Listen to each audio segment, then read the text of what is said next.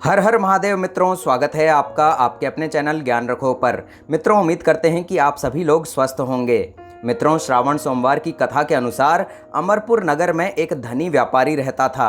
दूर दूर तक उसका व्यापार फैला हुआ था। नगर में उस व्यापारी का सभी लोग मान सम्मान करते थे। इतना सब कुछ होने पर भी वो व्यापारी अंतर मन से बहुत ही ज़्यादा दुखी था, क्योंकि उस व्यापारी का कोई पुत्र नहीं था। दिन रात उसे एक ही चिंता सताती रहती थी कि उसकी मृत्यु के बाद उसके इतने बड़े व्यापार और धन संपत्ति को कौन संभालेगा। पुत्र पाने की इच्छा से वह व्यापारी प्रति सोमवार भगवान शिव की व्रत और पूजा किया करता था और सायंकाल को व्यापारी शिव मंदिर में जाकर भगवान शिव के सामने घी का दीपक जलाया करता था। उस व्यापारी की भक्ति देखकर एक दिन पार्वती जी ने भगवान शिव से कहा कि हे प्राणनाथ, यह व्यापारी आपका सच्चा भक्त है और कितने दिनों से यह सोमवार का व्रत और पूजा नियमित कर रहा है। भगवान, आप इस व्यापारी की मनोकामना अवश्य पूर्ण करें। भगवान शिव ने मुस्कुराते हुए कहा कि हे पार्वती, इस संसार में सबको उसके कर्म के अनुसार फल की प्राप्ति होती है। प्राणी जैसा कर्म करते हैं उन्हें वैसा ही फल प्राप्त होता है। इसके बावजूद पार्वती जी नहीं मानी।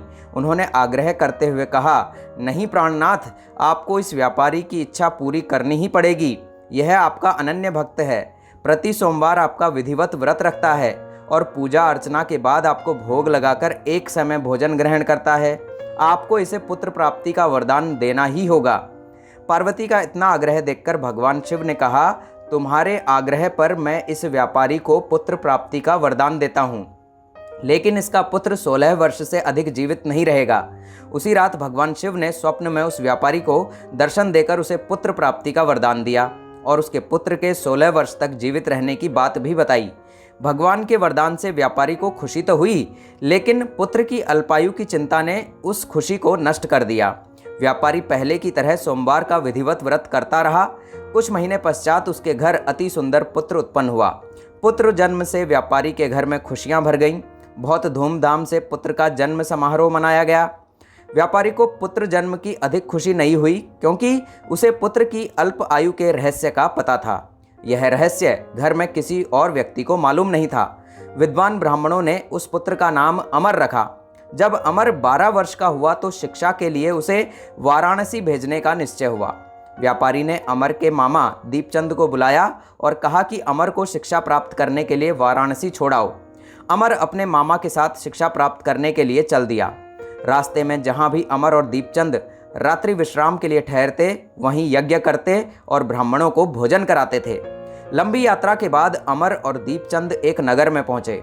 उस नगर के राजा की कन्या के विवाह की खुशी में पूरे नगर को सजाया गया था। निश्चित समय पर बारात आ गई, लेकिन वर का पिता अपने बेटे के एक आंख से काने होने के कारण बहुत ज़्यादा चिंतित था। उसे इस बात का भय सता रहा था कि राजा को इस बात का पता चलने पर कहीं वह इस विवाह से इनकार ना कर दें, इससे उसकी बदनामी होगी। वर के पिता ने अमर को देखा तो उसके मस्तिष्क में एक विचार आया। उसने सोचा कि क्यों न इस लड़के को इस दूल्हा बनाकर राजकुमारी से विवाह करा दूं। विवाह के बाद इसको धन देकर विदा कर दूंगा और राजकुमारी को अपने नगर में ले आऊंगा। वर के पिता ने इसी संबंध में अमर और दीपचंद से बात की। दीपचंद ने धन मिलने के लालच में वर के पिता की बात स्वीकार कर ली। अमर को दूल्हे के वस्त्र पहनाकर राजकुमारी चंद्रिका से विवाह करा दिया गया। राजा ने बहुत सा धन देकर राजकुमारी को विदा कर दिया। अमर जब लौट रहा था तो सच नहीं छिपा सका और उसने राजकुमारी की ओढ़नी पर लिख दिया, राजकुमारी चंद्रिका, तुम्हारा विवाह तो मेरे साथ हुआ था। मैं तो वाराणसी में शिक्षा प्राप्त करने जा रहा हूँ। अब तुम्हें जिस नवयुवक की पत्नी बनना पड़ेगा वह कान्हा है। जब राजकुमारी ने अपनी ओढ़नी पर लिखा हुआ पढ़ा तो उसके काने लड़के के साथ जाने से उसने मना कर दिया। राजा ने सब बातें जानकर राजकुमारी को महल में रख लिया। उधर अमर अपने मामा दीपचंद के साथ वाराणसी पहुंच गया। अमर ने गुरुकुल में पढ़ना शुरू कर दिया। जब अमर की आयु 16 वर्ष पूरी हुई तो उसने एक यज्ञ किया। यज्ञ की समाप्ति पर ब्राह्मणों को भोजन कराया और खूब अन्न वस्त्र भी दान किए। रात को अमर अपने शयन कक्ष में सो गया। शिव के वरदान के अनुसार शयनावस्था में ही अमर के प्राण पखेड़ू उड़ गए। सूर्योदय पर मामा अमर को मृत देखकर रोने पीटने लगा। आसपास के लोग भी एकत्र होकर दुख प्रकट करने लगे। मामा के रोने विलाप करने के स्वर समीप से गुजरते हुए भगवान शिव और माता पार्वती ने भी सुने। पार्वती जी ने भगवान से कहा, प्राणनाथ, मुझसे इनके रोने के स्वर सहन नहीं हो रहे हैं। आप इस व्यक्ति के कष्ट अवश्य दूर करें। भगवान शिव ने पार्वती जी के साथ अदृश्य रूप में समीप जाकर अमर को देखा तो पार्वती जी से बोले, पार्वती, यह तो उसी व्यापारी का पुत्र है। मैंने इसे 16 वर्ष की आयु का वरदान दिया था, इसकी आयु तो पूरी हो गई।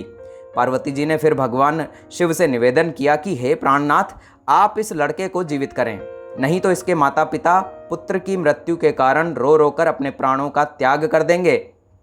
इस लड़के का पिता तो आपका परम भक्त है, वर्षों से सोमवार का व्रत करते हुए आपको भोग लगा रहा है। पार्वती जी के आग्रह करने पर भगवान शिव ने उस लड़के को जीवित होने का वरदान दे दिया और कुछ ही पल में वह जीवित होकर उठ बैठा। शिक्षा समाप्त करके अमर मामा के साथ अपने नगर की ओर चल दिया। दोनों चलते हुए उसी नगर में पहुंचे जहां अमर का विवाह हुआ था। उस नगर में भी अमर ने यज्ञ का आयोजन किया। समीप से गुजरते हुए नगर के राजा ने यज्ञ का आयोजन देखा। राजा ने अमर को तुरंत पहचान लिया। यज्ञ समाप्त होने पर राजा अमर और उसके मामा को महल में ले गया और कुछ दिन उन्हें महल में रखकर बहुत सा धन वस्त्र देकर राजकुमारी के साथ विदा किया।